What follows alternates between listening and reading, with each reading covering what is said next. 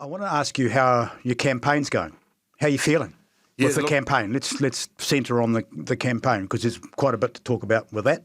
It's going really well. I mean, I think the first thing is that the issues are resonating with Wellingtonians. I mean, I'm here because Wellingtonians said we need a leader, someone who can lead, someone who can unite not only the council, because we know there's division and dysfunction there, but also unite Wellingtonians with a vision.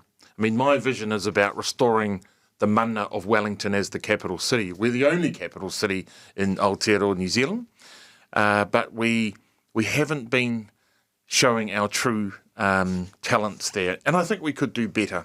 And so what Wellingtonians have said is, please run. You've got the experience, the leadership to work across that political spectrum. We need you. So I'm responding to their call, and it's going well.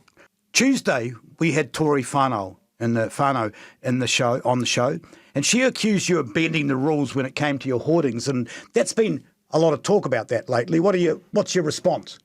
Oh, well, look, I mean, it was the first that I'd heard about it. I mean, I've been doing campaigns for most of my life. In fact, when I talked to Dad, he was saying to me, you know, in the old days of putting up hoardings, it took so long because you didn't have all the flash gear. You used to have cups of teas. And this is my sixth campaign, and there's a lot of camaraderie. I mean, when you see someone else's sign down, I mean, Chris Finlayson will attest to this. I mean, his billboards in my part of the woods were constantly attacked. I'd put them up for him. And so this culture of just getting on with it, no matter who's hoarding your head, that's been my experience. So it came as somewhat of a surprise. And I thought, actually, Wellingtonians are not really focused on this sort of petty stuff. What they want to know is what matters most to them. And you undertook that if you were re-elected, you will rule out running for Wellington Mayor in 2022. And here you are, going to cost the taxpayers $1.2 million to replace you in the event that you win. So my question to you, Paul, is if you're concerned about taxpayer expense and so forth and so on, what makes you so special that it's worth the taxpayer paying $1.2 million to get you a lower-paying, higher-work job? Thanks, Dean. Appreciate it.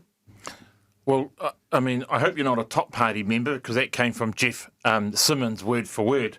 But I want to say this. The first thing is that Wellington has gone backwards at a rate of knots, and that's 88%. So 9 out of 10 Wellingtonians have said to me through a council-funded survey that they don't agree with the priorities of these councillors making decisions on your behalf and mine. So they are wasting millions and millions of dollars. What I'm saying is that Wellingtonians, many of them came to me and said, we want you to stand.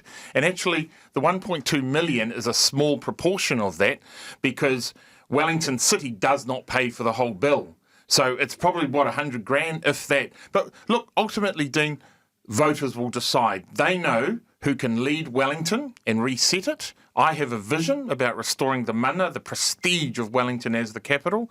Ultimately, they'll decide. It's a great question. Good, again, to clear this up, get the facts on the table.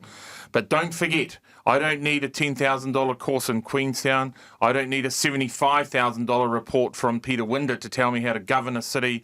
I don't need millions and millions of dollars on projects, and Wellingtonians can list them for you, that are wasting ratepayers' money. I want to cut you a little bit because I know that you want to announce something today, and we've only got 35 seconds. So you've got you want to announce something on Newstalk ZB. So you've got a new plan. Tell us about it. Well, what I want to announce today is the fact that I'm concerned about fixing some of those basic issues, and that's why I'll be looking at insourcing some of the council's work. I mean, when I was last on council, we outsourced it. We did it because I think it was the easy thing to do. What I've seen with pipes broken, with civil works all over the show, with slips everywhere, is we need to look at least that works capacity and looking at a whole new way of delivering city services in the capital city. And so you'll see more about that. But insourcing, I mean, just yesterday, Parliament announced it was insourcing its catering. They say it can't be done. They say the private sector will lead us out of this. They will in partnership. But what I'm hearing too is that Wellingtonians expect the city to pull its weight.